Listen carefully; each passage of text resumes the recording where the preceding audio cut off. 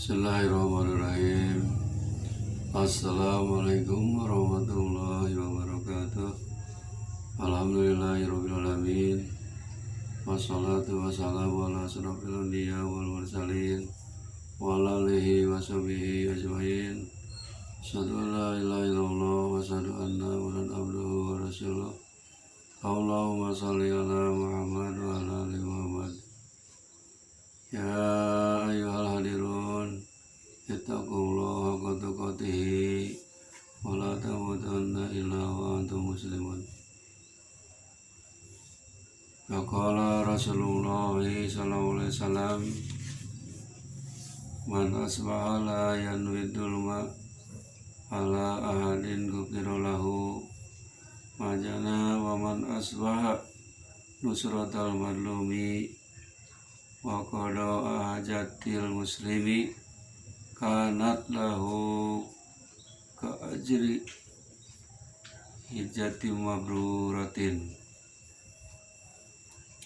Alhamdulillah atas inayah taufik hidayah Allah SWT, kita pada saat ini masih diberi umur oleh Allah SWT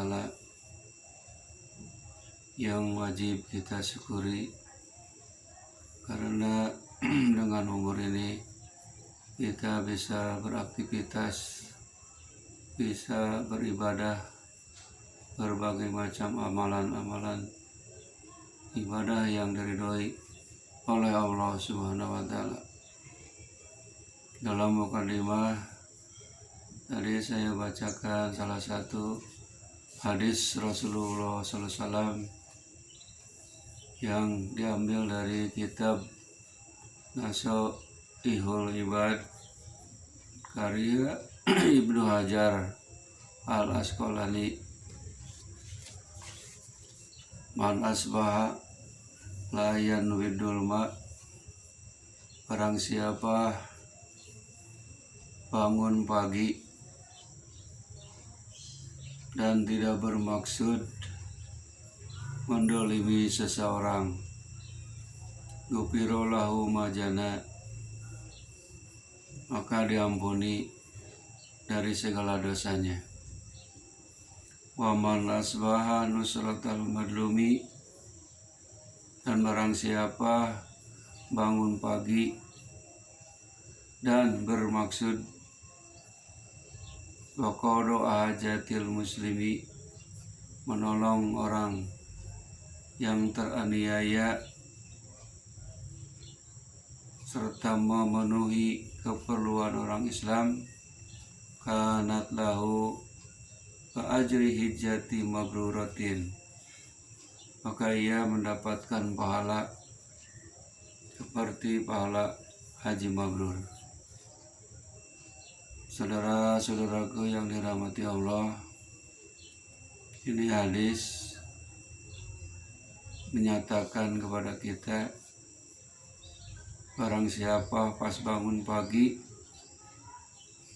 tidak ada niat, tidak ada maksud untuk mendolimi seseorang, maka kata Rasul, ghufira lahu majana, ia diampuni dosanya oleh Allah Subhanahu wa ta'ala. Kenapa? Karena dia pas bangun pagi tidak ada niat jahat, tidak ada niat untuk berbuat zalim kepada sesama. Kalau kiranya dia pas bangun pagi atau pas bangun tidur dia punya niat itikad jelek, mendolimi seseorang, maka itu sudah termasuk rencana busuk yang harus dihindari. Kemudian kata Rasul, wa man asbaha nusratal madlumi, dan barang siapa bangun pagi dan bermaksud menolong orang yang teraniaya, Faqada hajatil muslimi, serta memenuhi keperluan orang Islam, maka kanat lahu ka'ajri hijjati mabruratin, pahalanya sama dengan mendapatkan pahala seperti pahala haji mabrur. Jadi kita pas bangun pagi harus punya niat baik, jangan punya niat jahat, niat jelek mendolimi seseorang. Malah kita harus punya inisiatif ingin menolong orang yang teraniaya. Siapa orang yang teraniaya? Yaitu misalkan orang yang tidak bersalah, akhirnya dia disalahkan. Sedangkan orang yang punya salah, akhirnya dia selamat. Jadi itulah yang harus kita tolong, orang yang teraniaya oleh orang, teraniaya oleh penguasa dan lain sebagainya, wajib kita tolong. Kemudian memenuhi keperluan orang Islam. Apa contohnya? Contohnya misalkan ada sandang, ada pangan, ada papan. Katakanlah misalkan zaman sekarang ada bantuan sembako 9 bahan pokok. Kalau kita mampu, maka lebih bagus kita memenuhi kebutuhan orang-orang Islam. Kebutuhan Islam itu diantara sembako ada juga untuk beribadah. Misalkan ada masjid, ada musola, ada madrasah. Di dalamnya misalkan sarana dan prasarananya kurang lengkap, kita bantu. Contohnya misalkan kita wakaf Al-Quran, wakaf mukena, atau wakaf-wakaf yang lain yang diperlukan untuk keperluan umat Islam. Kemudian bukan masjid madrasah saja, misalkan di kampung kita jalan jelek atau tidak ada WC umum, kita berjuang, kita berusaha sekuat tenaga untuk memenuhi keperluan hajat hidup orang banyak, khususnya umat Islam. Maka kalau berbuat demikian, kata Rasulullah SAW, sama pahalanya seperti pahala haji mabrur. Alhamdulillah. Hadis yang selanjutnya diteruskan, ahabul ibadi ilallahi ta'ala anfa'un nasi linnas wa abdalul amali idhalus sururi ala qalbil mu'mini yatrudu anhu ju'an aw yaksipu anu karban aw yakdi lahu dainan. Ahabul ibadi ilallah, manusia yang paling dicintai Allah, anfa'un nasi linnas, yaitu manusia yang paling bermanfaat bagi manusia yang lain. Pandangan Allah, manusia yang bermanfaat itu adalah dicintai Allah karena mereka bermanfaat bagi orang lain, berguna ilmunya, tenaganya, pikirannya dikerahkan untuk menolong orang lain. Itulah ahabul ibadi ilallah, manusia yang paling dicintai Allah. Jangan kita hidup di dunia ini bukan bermanfaat untuk orang, malahan mengganggu orang, membuat keonaran yang mana mengganggu keonaran orang lain, tidak tenang. Itulah sejelek-jeleknya manusia.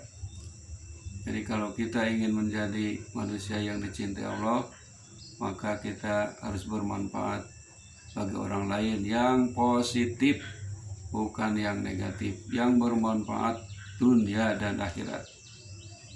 Wa afdalul amali idkhalu sururi ala qalbil mu'mini.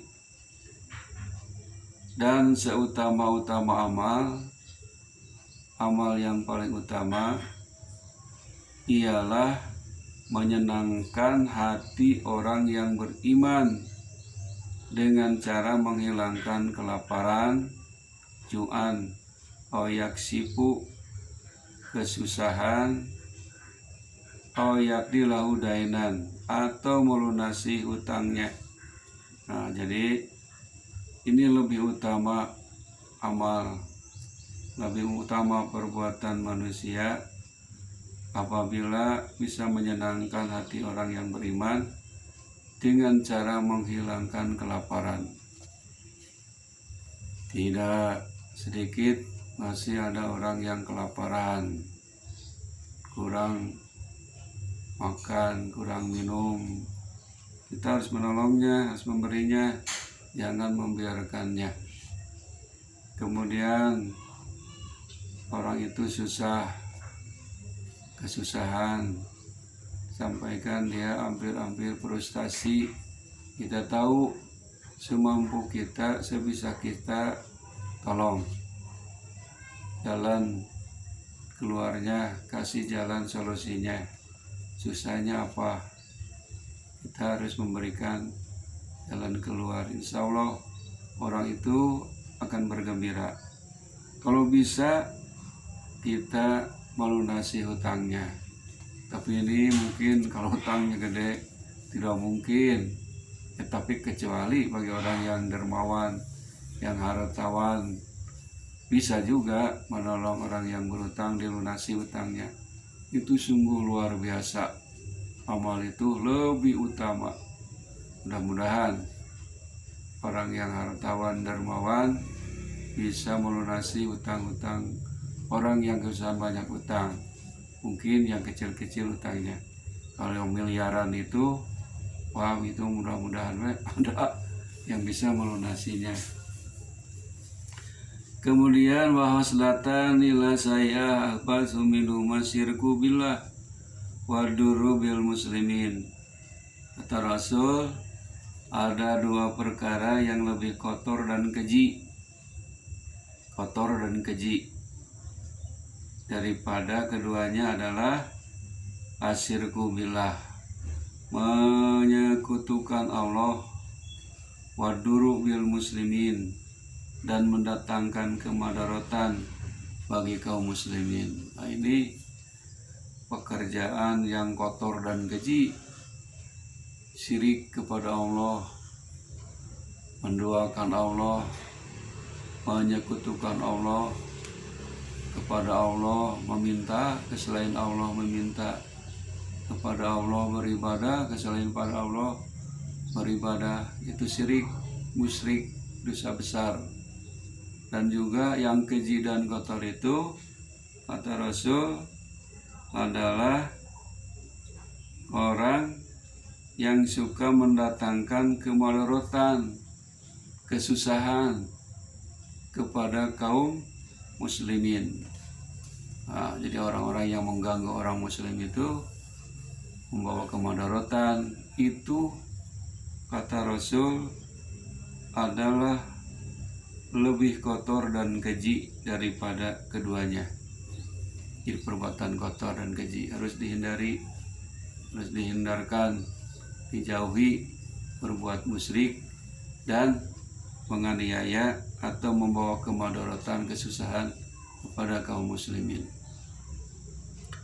Qala alaihi salam alaikum bimujalasatil ulama wa istima'i kalamil hukama fa inna Allah ta'ala yuhyil qalbal mayyita binuril hikmati kama yuhyil ardol mayyitata bima'il matari.